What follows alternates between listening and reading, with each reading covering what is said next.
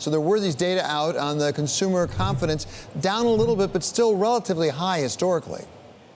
Yeah, that's right. So we've got consumer confidence for November coming in at 125.5, down a fraction from just above 1.126 in October.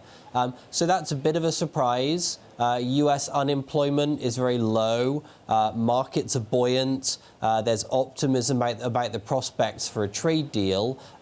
So the markets were looking for a stable or even slightly stronger consumer confidence reading. That said, David, that the number for November is a number which remains very high in historical comparison. The consumer is not falling off a cliff, and that's important because as we look into 2020, it's the consumer which is going to be doing the legwork in driving U.S. growth. So, Tom, you're our chief economist here, so let me put you on the spot because it seems like different data come in different directions. We also had new housing starts that looked encouraging, pretty good. We had University of Michigan, I think consumer was pretty high. It seems like it's sort of up and down. Can you really get a clear picture of where the U.S. economy is right now?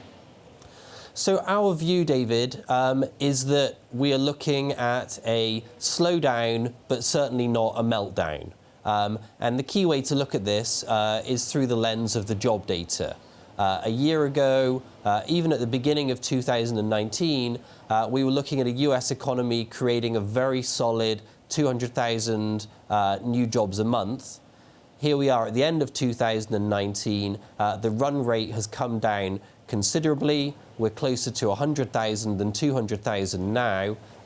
But that's still enough job creation to keep unemployment at a near 50-year low, to keep wage growth at a very solid 3% or even a little bit higher.